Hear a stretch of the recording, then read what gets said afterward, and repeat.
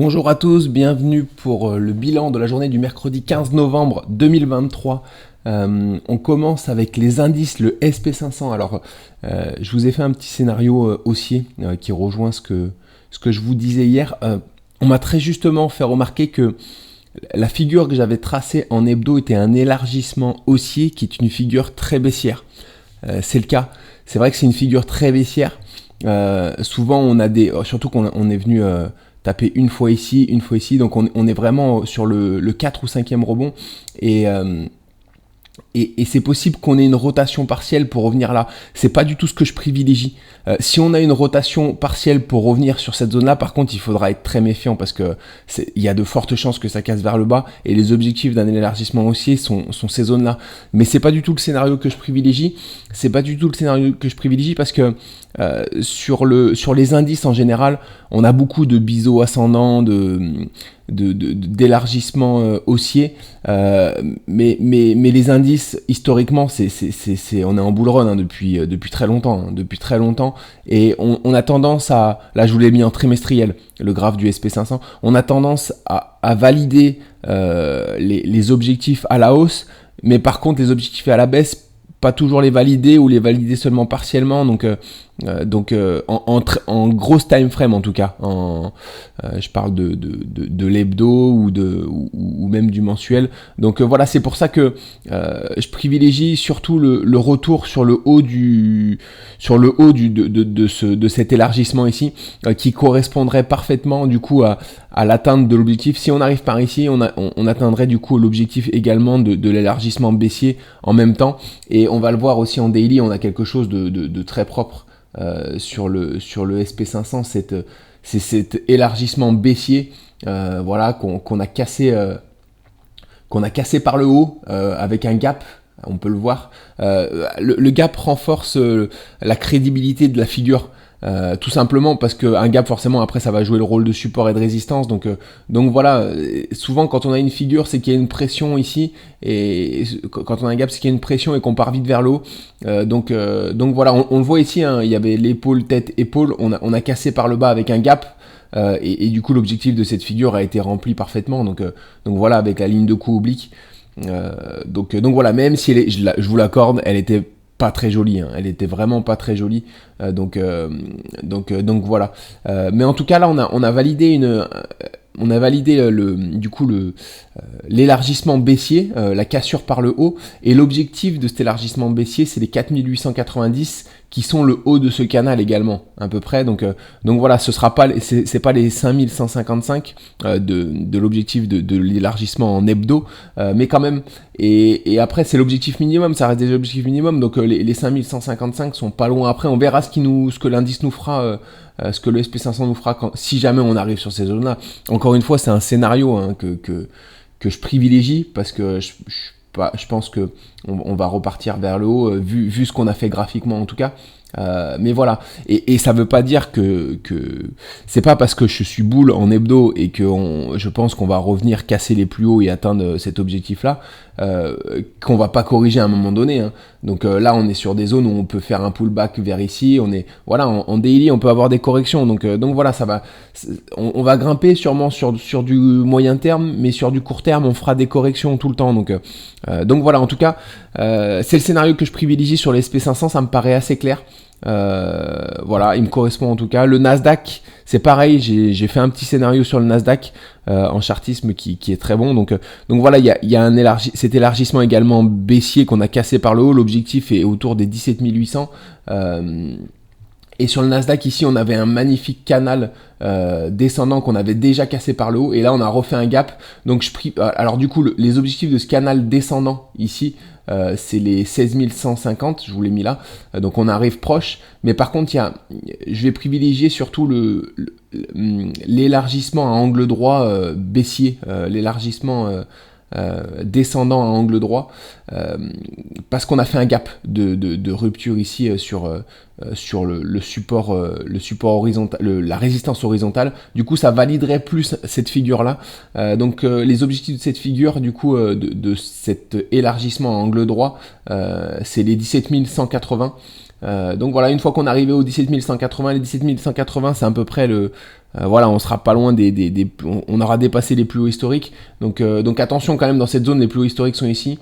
Donc voilà, mais les objectifs minimums de cette figure sont normalement les 17 160, pardon, je disais 17 180, mais 17 160. De toute manière, on y sera. Hein, donc voilà. Et ensuite, on sera pas loin de l'objectif de l'élargissement en hebdo qui est au 17 800. Donc voilà. Donc pour moi, on est parti aussi sur le Nasdaq sur un bull run et sur l'atteinte probable de ces objectifs-là. Après, c'est simplement un scénario. Il peut être invalidé en cours de route, donc il faut toujours rester flexible. Voilà, chaque jour, il y a des choses qui peuvent être invalidées. Donc voilà, mais je vois pas de scénario baissier sur le Nasdaq en tout cas. En tout cas pour le moment, certes, il y a un double top qui arrive, donc à voir comment on réagit sur ce double top ici. Donc voilà, on est susceptible de faire une correction, de venir faire un pullback soit sur cette zone-là, soit sur cette zone-là. Donc voilà, on verra au moment venu, mais voilà, à moyen terme, je nous vois bien revenir là-haut. Donc voilà, à suivre. Le jet d'eau, c'est pareil, on a un élargissement ici en hebdo, donc je nous vois bien revenir sur le haut de cet élargissement, sachant que on avait également fait un élargissement baissier en hebdo dont l'objectif est très haut, et ici, donc je sais pas si on les atteindra, mais voilà, si on va rejoindre le haut de cet élargissement, ça nous promet un bull run d'anthologie hein, sur les marchés financiers, donc voilà, on va suivre ça en tout cas. Pour le DAX, les marchés européens, c'est un peu différent.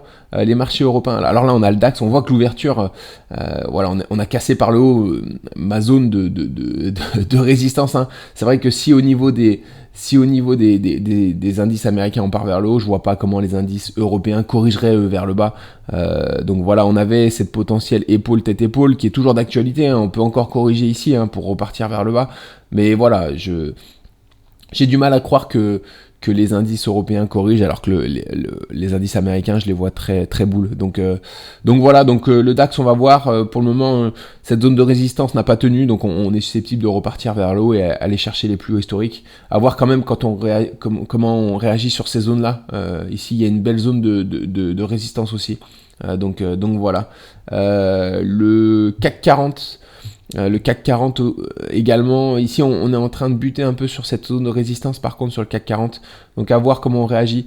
Donc voilà, encore une fois, même si on est boule de partout à un moment donné, je vais reprendre le SP500, on monte depuis 10 jours, plus de 10 jours, donc à un moment donné, on est susceptible de digérer ce fort mouvement vers le haut. Donc voilà, par un pullback, par une petite correction, par une petite respiration. Donc voilà, on est boule, mais on n'ira pas tout droit vers le haut. Hein. On va corriger, il va y avoir des péripéties. Donc voilà, il va y avoir des mauvaises news, qui vont appuyer tout ça.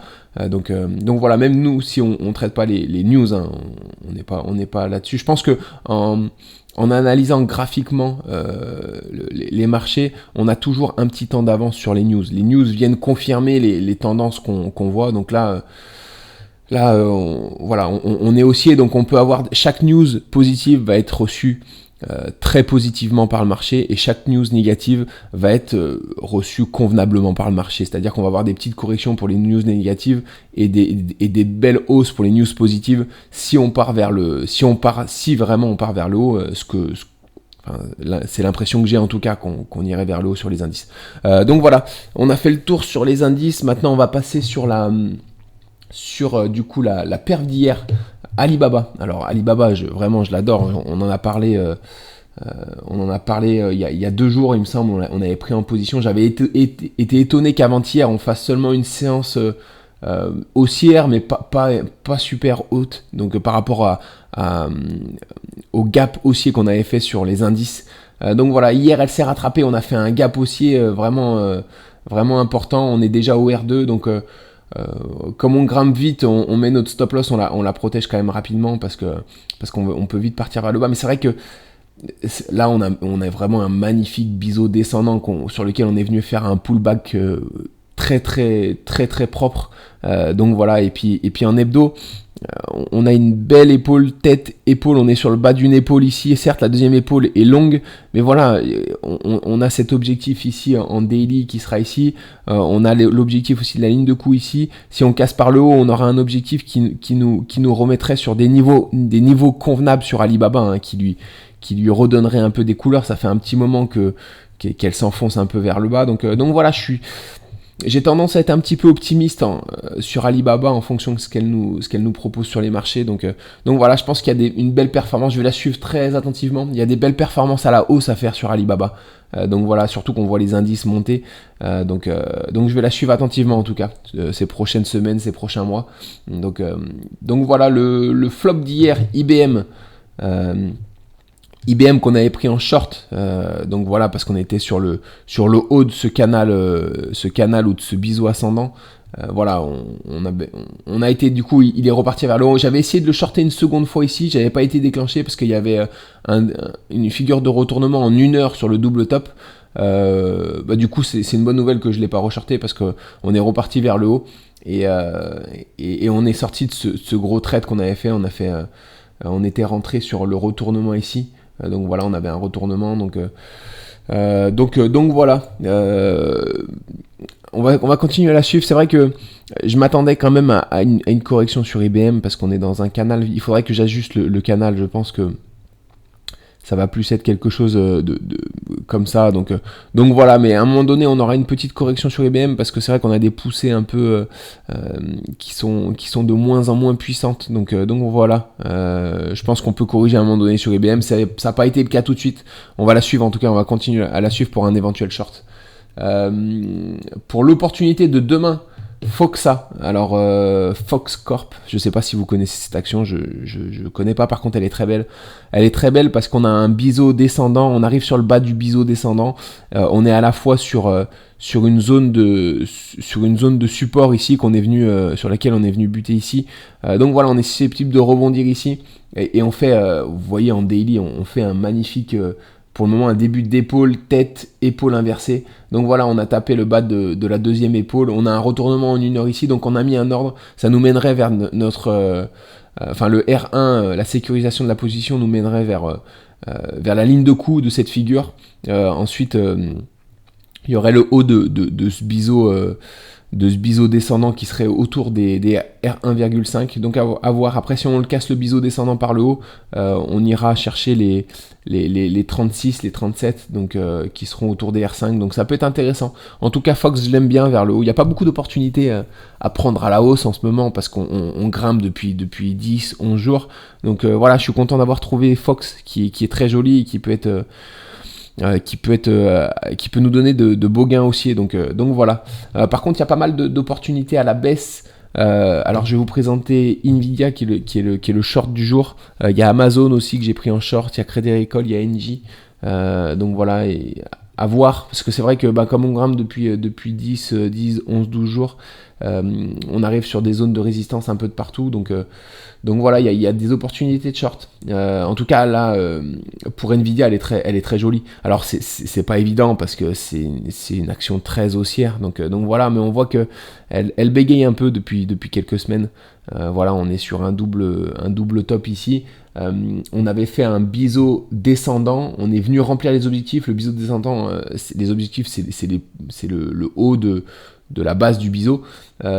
Donc voilà, on l'a atteint. Et ici en 1 heure, on fait un retournement. Donc on a à la fois le double top, la validation de l'objectif de ce biseau descendant et un retournement ici en 1 heure. Donc du coup, on va prendre le spot pour un pari à la baisse. Qui pourrait seulement être un throwback qui nous mènerait ici avant de repartir à la hausse, mais on aura le temps de sécuriser d'ici là la position, voilà, ou alors vraiment si on a la chance d'avoir la chance entre guillemets pour notre trade, je souhaite pas que Nvidia chute, hein, mais voilà, si on a la chance pour notre trade d'avoir un retournement baissier sur cette action, on peut être parti dans un train qui peut être intéressant parce qu'on a un double top, les objectifs du double top ils sont assez bas, ils seront par ici, donc voilà, on peut faire un beau rallye baissier aussi sur Nvidia. On va suivre ça en tout cas. Donc voilà, c'est tout pour aujourd'hui du coup. Je vous souhaite une bonne journée et puis on se retrouve demain matin pour le bilan du jour. Excellente journée à tous, à très vite.